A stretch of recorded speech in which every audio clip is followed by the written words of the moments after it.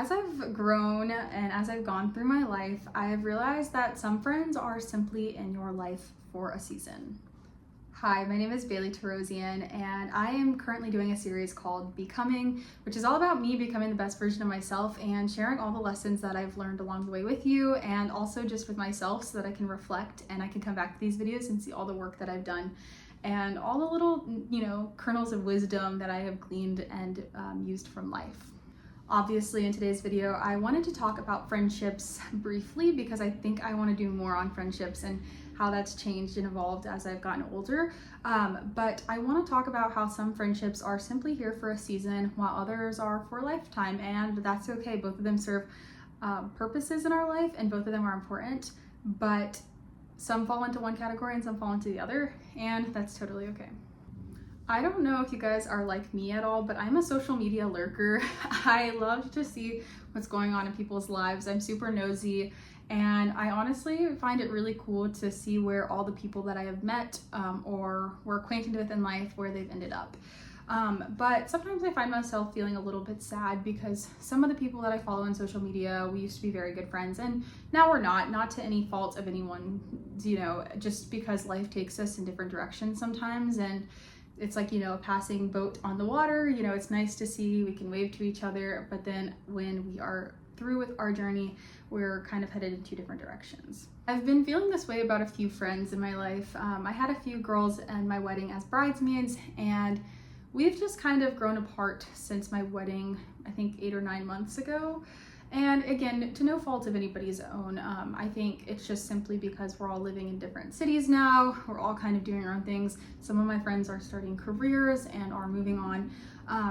But again, just because somebody's there for a season doesn't mean that that friendship wasn't valuable or that it didn't serve a purpose. I've also been feeling a little sad because I had one very, very good friend growing up, and we were friends for many years, and we haven't spoken in a very long time now.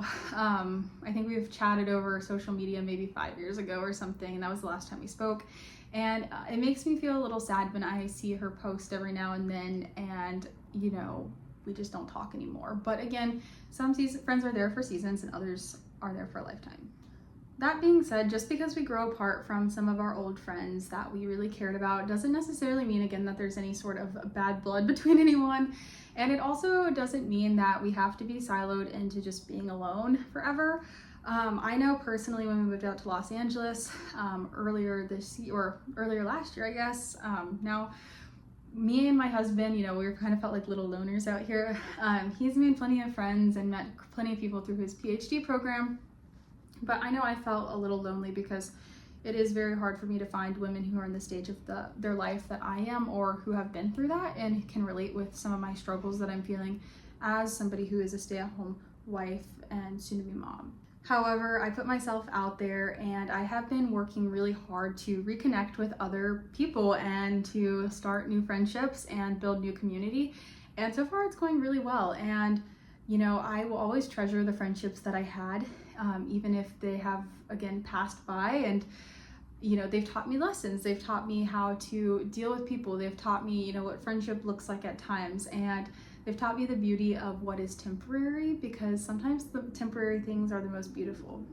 2 ways that I have been making friends out here is, one, I connected with the Daughters of the American Revolution out here in Los Angeles. And I've only done 1 meeting so far with them, but they were fantastic. All of them were so wonderful and so kind and so welcoming. And I was really excited to meet some people, especially the older women. I think that, women who are a few years older or many years older than me can teach me so much about what healthy friendships look like, because they've just lived through so much more life than I have.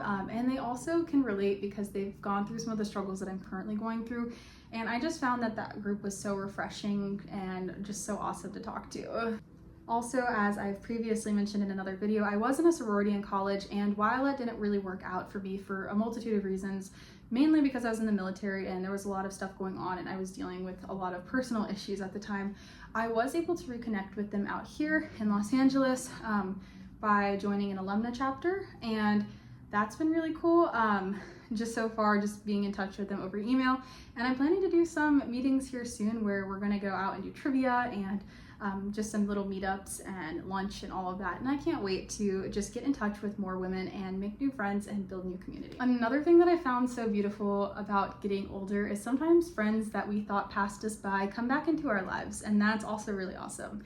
One of the girls that I invited to be a bridesmaid in my wedding, she, we hadn't really talked for a very long time, but she, showed up. She was a bridesmaid in my wedding, and we rekindled our friendship of many years. And I feel like we're a lot closer now than we were, a couple years ago when we were kind of going through a stage of life where we were just going two different directions. And that's been really cool to kind of reconnect with her and to make new friends in that respect, or new friends, so to speak. And I honestly just couldn't be more happy with the way life goes, because again, sometimes you just can't see the future. You can never see the future.